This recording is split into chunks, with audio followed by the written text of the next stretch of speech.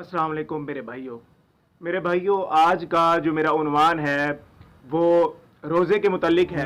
तो रोज़े के मुतल्लिक एक हदीस बहुत ही मशहूर है जो सही बुखारी, सही मुस्लिम, मिशकातुल मसाबी और कई किताबों में है कि रोज़ादार के लिए दो खुशियां हैं, एक अफ्तार के वक्त, एक अल्लाह से मुलाकात के वक्त, अगर वो इंशाल्लाह अपने अमाल में कामयाब व कामरान हो गया तो इसमें दो खुशियां आई हैं। एक खुशी वो है जो अमीर और गरीब के लिए आखिरत में रखी गई है अल्लाह से मुलाकात के वक्त, एक वो खुशी है जो इस दुनिया में है अफ्तारी के वक्त। तो मेरा ये सवाल है कि वो लोग जो कि गरीब हैं, जिनके पास पीने का पानी तक नहीं है, जिनके पास एक वक्त खाने की रोटी नहीं होती, तो उनके लिए अफ्तार के वक्त कौन सी खुशी होगी?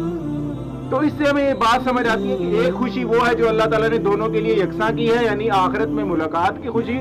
एक वो खुशी है जो अल्लाह ताला ने इस दुनिया में अपने बाज लोगों को दे दी है और बाज लोगों को उनके जरिए से देनी है, यानी कि जो अमीर लोग हैं उनको अल्लाह ताला ने माल देकर वो खुशी दे दी है कि वो अपने इफ्तार के वक्त मुख्तलिफ खानों की सूरत में उस खुशी को इंजॉय करते हैं। लेकिन वो लोग जो कि गरीब है, जिनके घर में खाना नहीं पकता, जिनके घर में राशन तक नहीं है, तो उनकी खुशी इन लोगों पर डिपेंड कर दी इस एतबार से कि इनके लिए आजमाइश मुकर्रर कर दी कि वो खुशी जो अफ्तार के वक्त गरीबों को देनी है वो तुम्हारे जरिए, तुम्हारे हाथों के जरिए इनको पहुंचानी है।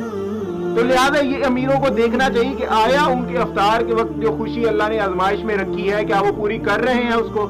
कि अल्लाह ताला के माल में क्या कमी थी? अल्लाह ताला अपने खजानों से इन गरीबों को भी दे देता। अल्लाह ताला ने आजमाइश रखी है इस माल में भी, इस रमजान में भी अल्लाह ताला ने इस माल में इस तरह से आजमाइश रखी है कि अमीरों के इन मालों में इन गरीबों का हक रख दिया है। तो लिहाजा अमीर अपने माल में से जब तक उस गरीब के हक को अदा नहीं करेगा तो लिहाजा उसके अफ्तार की खुशी की इम्तिहान की तकमील नहीं होगी। लिहाजा अमीरों के लिए आजमाइश दो तरह की है कि वो अपने मालों में उन लोगों को भी खुशी मुहैया करे जिनको खुशी देनी है अल्लाह ताला ने उनके जरिए से, कि वो अपने माल को हलाल तरीके से कमाने को पेश नजर रखें। तो अमीरों के लिए कदम कदम पे आजमाइश ही आजमाइश है। जिस तरह सैयदना अली फरमाते हैं कि अमीरों के माल में गरीबों का हक है, लिहाजा वो उसका हक अदा करे। हक अदा करने से मुराद ये है कि अगर उन्होंने अपने माल में से गरीबों को हक अदा किया तो उन पर कोई एहसान नहीं जताएंगे। एक शख्स जो हकदार है उसको उसका हक देना ये लाजिम है, इसमें कोई एहसान वाली बात नहीं है। लिहाजा इसी तरह मैं कहता हूँ कि अल्लाह ताला जो है, अल्लाह ताला को एक मानना, अल्लाह ताला के साथ किसी को शरीक ना ठहराना, ये अल्लाह का हक है। लिहाजा इस हक को गजब करने वाले को हम मुशरिक कहते हैं। कुरान मजीद में है कि इन्न शिर्क लजुल्मुन अज़ीम, कि बेशक शिर्क करने वाला बहुत बड़ा जुल्म है। लिहाजा मालदारों के माल में जो गरीबों का हक रखा गया है, तो लिहाजा उनका उन गरीबों के हक को गजब करना भी बहुत बड़ा जुल्म है कि अल्लाह ताला ने उनको इनका अमीन ठहराया था कि तुम्हारे माल में मैंने इनका हक रखा है, जाके इनको तुमने देना है, लेकिन तुमने खयानत कर दी। लिहाजा ये बहुत बड़ा जुल्म हुआ कि अल्लाह ताला के अहकामात की नाफरमानी की, वो तुमने खुद को, अपनी ख्वाहिशात नफ्स को खुदा बना लिया कि मैं इनको माल क्यों दूं। यार अल्लाह ताला के खजानों में क्या कमी थी? अल्लाह ताला इनको नहीं दे सकता था अपने खजानों में से? अल्लाह ताला ने तुम्हें अमीर ठहराया है तो अल्लाह ताला ही की ये चाहत है कि तुम अपने हाथों से इन गरीबों के हकूक को पूरा करो। दूसरा सबक जो इस रमजान में अहम तरीन सबक जो दिया जाता है वो ये है कि इंसान अल्लाह ताला की फर्मा बरदारी में वो आला से आला काम भी कर दे जो आम दिनों में नहीं करता।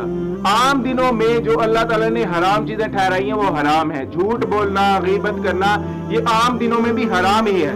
लेकिन अल्लाह ताला ने रमजान में ऐसी खास चीजें हराम की है जो इंसान के लिए हलाल है, इंसान की फितरत पर हलाल है।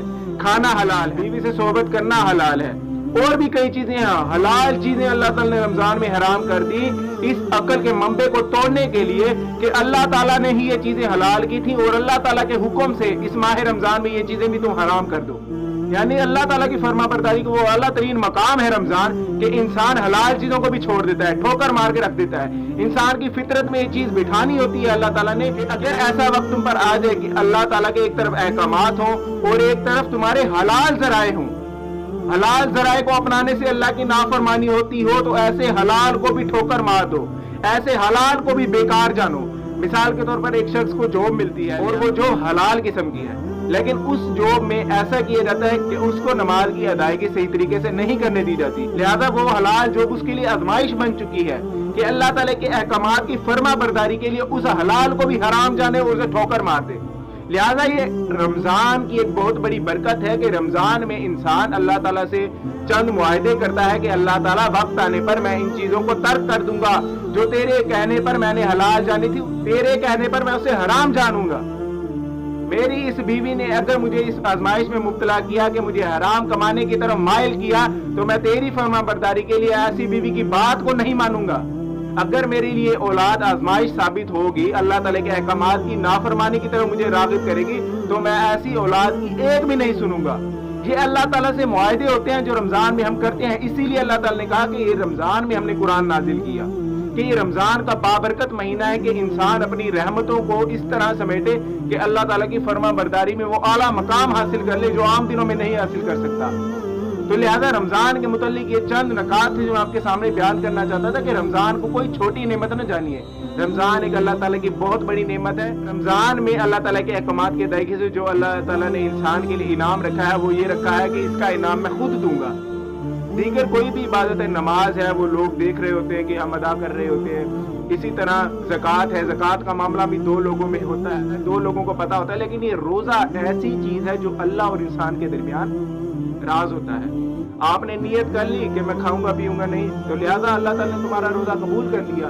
اگر آپ نے پورا دن کچھ نہیں کھایا لیکن نیت روزے کی نہیں کی تو آپ کا وہ روزہ نہیں شمار ہوگا۔ لہذا اسی لیے اللہ تعالیٰ نے اس روزے کا اجر اپنے ہاں رکھا ہے کہ اس کا اجر میں دوں گا۔ تو آپ سوچیں گے اللہ تعالیٰ جب اس کا اجر دے گا تو کس قدر دے گا۔ رمضان کے متعلق میں نے اعتکاف پر ایک تفصیلی بیان ریکارڈ کروایا ہے، وہ آپ جا کر یوٹیوب پر دیکھ لیجئے گا، میں ڈسکرپشن میں لنک بھی دے دوں گا۔ کتنے دن اعتکاف بیٹھا جا سکتا ہے، اعتکاف کی حکمت کیا ہے، اعتکاف کے مسائل میں نے بیان کیے ہیں، تقریباً 13 سے 14 منٹ کی ویڈیو ہے۔